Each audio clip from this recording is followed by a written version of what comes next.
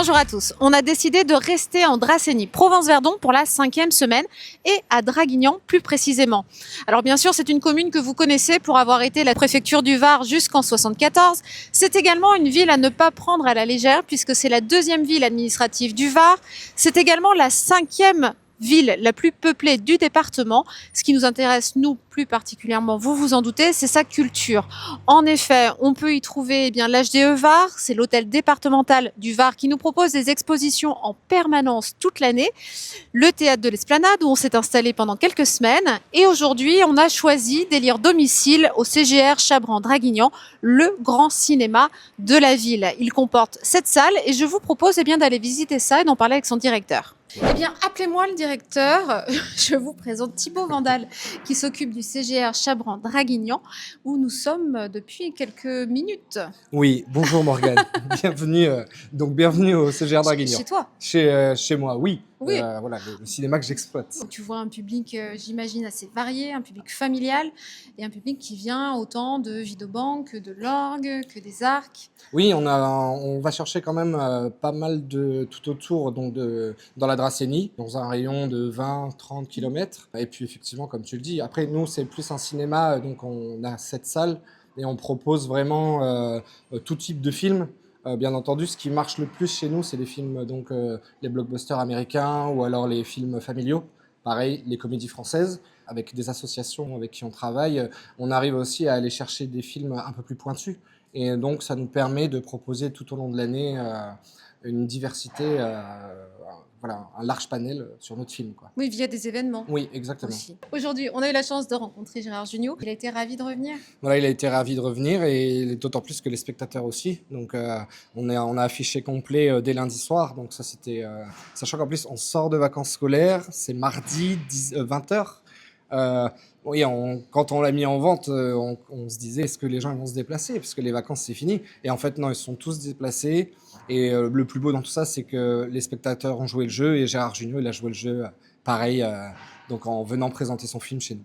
C'est important aussi d'avoir des équipes comme ça qui se déplacent, qui défendent réellement un film et qui le défendent aussi dans des villes peut-être un peu plus.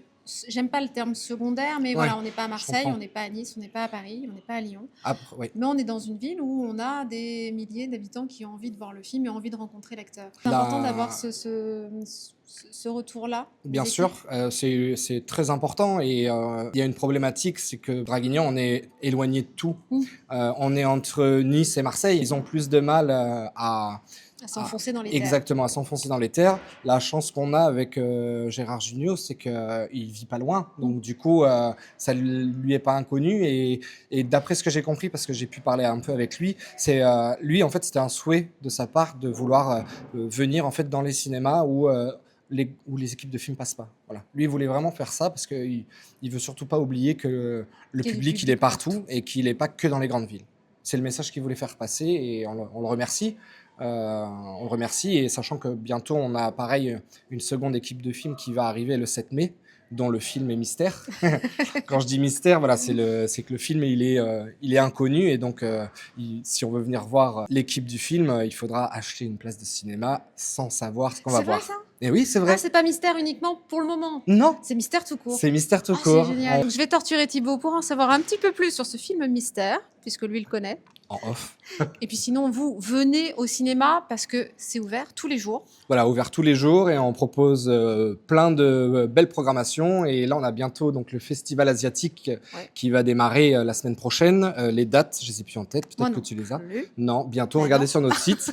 On finit le mois de mars avec le printemps du cinéma. Donc, n'hésitez pas à vous déplacer. Ça sera 4,50 €, 5 € la place, donc jetez-vous dessus. Il y a un rabais avec Thibaut.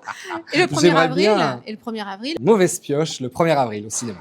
Pour l'interview de la semaine, on reste au cinéma. On a rencontré Éric Judor et Jérémy Ferrari pour le film Les Cadors. Il est sorti ce mercredi. Vous pouvez le voir évidemment un petit peu partout et de préférence ici au CGR Draguignan ou pourquoi pas au Mégarama Nice-Vauban où on a eu l'occasion de les rencontrer pendant la tournée d'avant-première. Ce film est le tout premier de l'humoriste Jérémy Ferrari, que vous connaissez très certainement pour ses 3 premiers spectacles ou encore pour ses duos impossibles. Alors bien sûr, c'est une comédie un peu grinçante et on retrouve bien son goût pour l'humour noir et pour la géopolitique. L'histoire, c'est celle de Noé, un jeune homme qui est persuadé être le fils de Kadhafi et qui va se lancer bien dans la recherche de son trésor en compagnie d'une ancienne fichiesse, mais aussi d'un malvoyant qui rêve de faire le marathon des sables et d'un chien à 3 pattes. Alors comme ça sur le papier, ça peut paraître un petit peu loufoque, mais vous allez voir que dans le film, tout se tient et surtout on a plusieurs lignes de lecture. Je vous laisse en leur compagnie. Il serait hyper fier ton père, hein. Là-haut, le pépère Kadhafi. Je fais pas de mytho, au tout début, on t'a un tout petit peu carotte. Parce qu'on avait besoin de toi pour passer la frontière avec l'argent. Il lui manque un mot au chien, là. L'ascenseur, il s'est fermé, l'arpate, elle est montée au 6e et lui, il est resté au rez-de-chaussée, frère. Alors, autant ça a convaincu Eric tout de suite, le pitch, autant les financiers, quand tu dis c'est un mec et peut-être que le fils de Kadhafi qui part dans un camp de djihadistes récupérer une journaliste avec une fichiesse, un malvoyant, un chien à 3 pattes, Eric a dit c'est formidable. Ça m'a plu tout de suite. Tout le monde a aimé ces moments Kadhafi. Tout le monde aime l'argent, donc cette quête de l'or, tout le monde aime les malvoyants, Les chiens amputés. les chiens. Ah, Donc vraiment, je me c'est suis dit, top. bah là on réunit tout, l'essence même d'un succès grand public. J'ai dit vas-y banco. Je vous emmène au théâtre pour vous inviter à passer la nuit du 14 chez Léonie.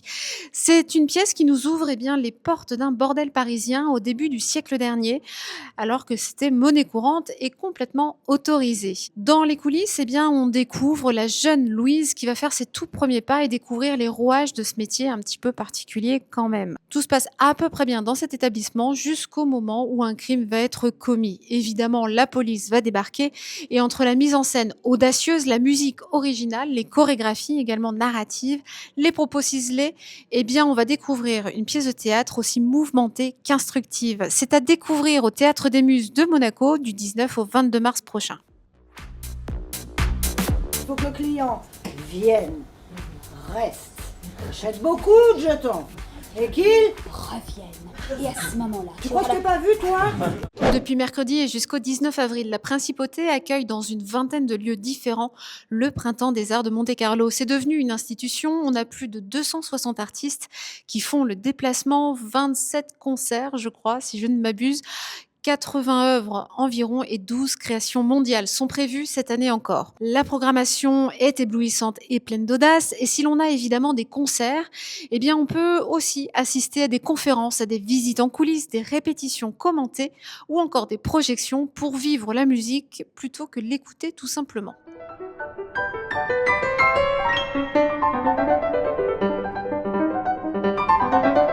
Le Printemps de la marionnette fait son grand retour pour fêter ses 10 ans à Seine-55 à Mougins du 16 au 28 mars.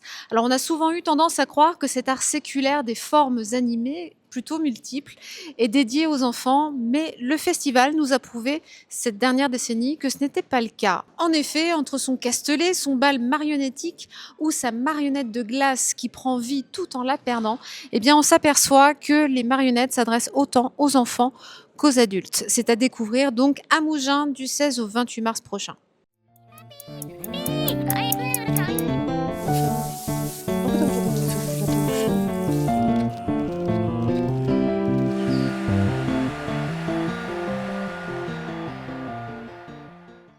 Alors, chose promise, chose due, j'ai réussi à mettre la main sur Gérard Jugnot. Provisoirement, pour quelques minutes, parce qu'après, il faut que je vous partage avec le public. Oui. Quelque chose me dit qu'il est venu assez nombreux à Draguignan. Oui, on C'est m'a dit ça, complet. je suis ravi. Et nous donc. Oui, je suis venu déjà une fois ici Ouais. et je fais des avant-premières de Mauvaise Pioche, mon nouveau film là, et je suis vraiment très content d'aller aussi, pas uniquement dans les grandes villes, mais aussi dans les villes moyennes et où il y a des gens comme ici au cinéma qui font vraiment un travail formidable. Et puis ici, on fait un plus grand événement que si on va à Paris ou à Toulouse. C'est pas faux. Alors, en tout cas, il y a Nice, il y a Saint-Raphaël, il y a eu Cannes tout à l'heure. Ouais. On ne vous arrête Et pas. puis il y a eu aussi, moi j'étais beaucoup à Aix-en-Provence parce que c'est là qu'on a tourné. En fait, on a privilégié aussi beaucoup le PACA parce qu'on a été Parce que aidé c'est la plus belle région de d'abord. France. Et puis on a été aidé par objectivité. la région, donc je suis un petit peu redevable. Et puis surtout, on a tourné à Mimec, un endroit magnifique près de Gréas. Et on a tourné dans les studios de Marty, qui sont des beaux studios très intéressants. Mauvaise Pioche sort le 1er avril. C'est le combien combienième de film? C'est le Eh ben, 13e, comme je disais à Marseille, c'est 13e? le 13e. 13e. En plus, ça porte chance. C'est l'histoire d'un monsieur qui est pris pour la personne la plus recherchée de France, qui, alors c'est pas Dupont de Ligonnès, Il mais s'appelle c'est Durand de inspiré- Solilès. Durand de Solilès. Non, c'est librement inspiré de cette histoire qui m'avait frappé, qui a frappé tout le monde d'ailleurs, de ce type qui ressemblait pas du tout à Ligonnès et qui a été projeté dans les médias et on s'est aperçu assez vite que c'était pas lui, mais il mesurait 10 cm de moins. Enfin, c'était fou, quoi. Et ce qui m'intéressait, c'est cette histoire des choses, que je trouve que c'est un personnage de comédie, surtout de drame, mais la comédie, c'est le drame qu'on arrange à sa sauce, et surtout essayer de raconter ce qui se passe après, les conséquences, et puis peut-être une petite revanche qu'il peut avoir sur la vie, quoi. Alors, une très belle revanche, on peut pas dire quoi, pour ça, faut venir voir le film. Et en plus, moi, je vous incite très personnellement à rester jusqu'à la fin du générique, parce que souvent, les génériques, c'est un peu plan-plan. On n'a pas toujours, et on a tort, on n'a pas toujours le courage de tout regarder, et là, on a de très très belles surprises sur la fin. Oui, absolument. Donc moi, je vous propose qu'on aille faire quelques pas de danse dans la salle, Oui, et surtout voir le public, parce qu'il vous attend. absolument. Merci beaucoup. Merci à vous.